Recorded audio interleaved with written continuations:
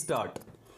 Exporting agriculture products are a means of increasing farm income of farmers and enhancing rural prosperity.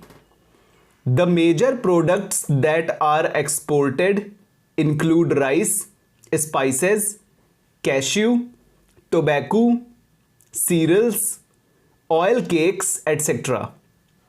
Today, India is one of the largest producers of milk, fruit, tea, cashew nut, while at the same time one of the countries facing problem of food scarcity, hunger, and issues concerning food security.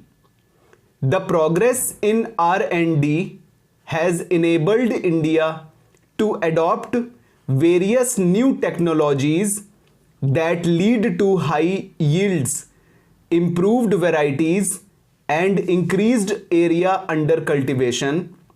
But the issues such as food inflation has been successful enough in creating chaos over the ongoing trade. The main reason for the current surge in food prices is the supply shock due to the drought in 2009 and the carryover effect of the low growth in food production in 2008 to 2009, because in India agriculture mainly depends on monsoons. As the frequency of such shocks is expected to rise, India needs to have an effective food management strategy to deal with these episodes in order to ensure advancement and betterment today and forever. India needs to have more and more food reservoirs and storage units in order to ensure food availability, but under such critical conditions, it becomes non-desirable to export the products that already do not fulfill the requirement in our own country.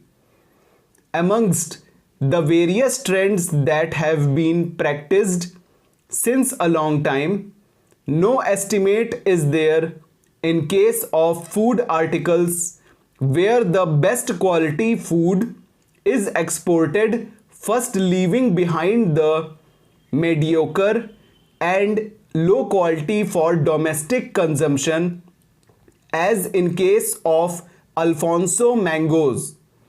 Thus, if trade is restricted, it will certainly abolish this practice, and no community shall be devoid of good quality products in the domestic market, hence ensuring health and high spirits amongst all localities.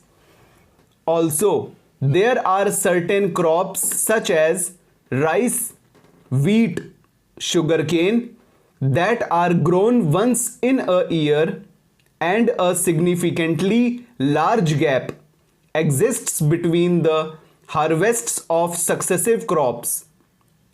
In such cases, the country needs to maintain enough stock in order to meet the consumption needs during the period between the two harvests.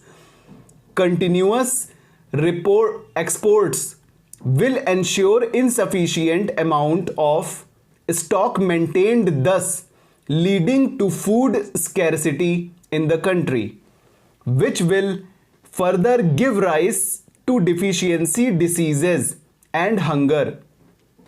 India ranks near the top among third world agricultural exporters, while at least 200 million Indians go hungry. In 1995, India exported $625 million worth of wheat and flour and $1.3 billion worth of rupees 5 million metric tons the two staples of the Indian diet. In India, food processing industries are much into existence. Many private players have arrived with big range of processed food items for horticulture crops that have significantly gained recognition and position with time. But the industry shall suffer big losses with the continuity in the export of agri products. While other countries lead towards betterment in terms of post-harvest and food processing technology, our country will have to face a downturn if not altered by a check on exports.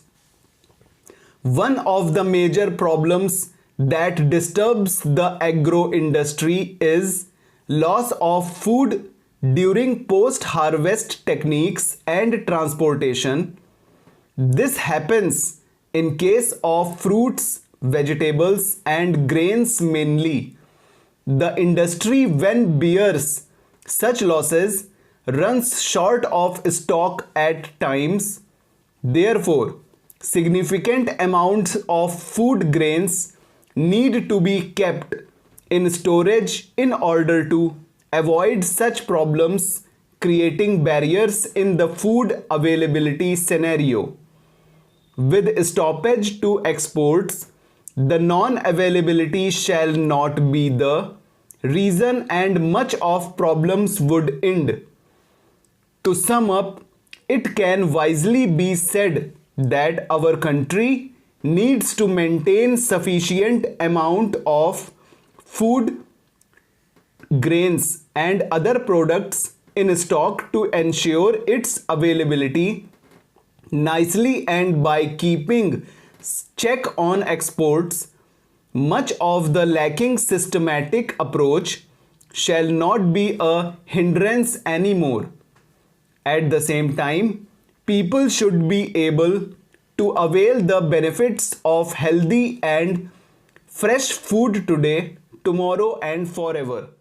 Full stop, over.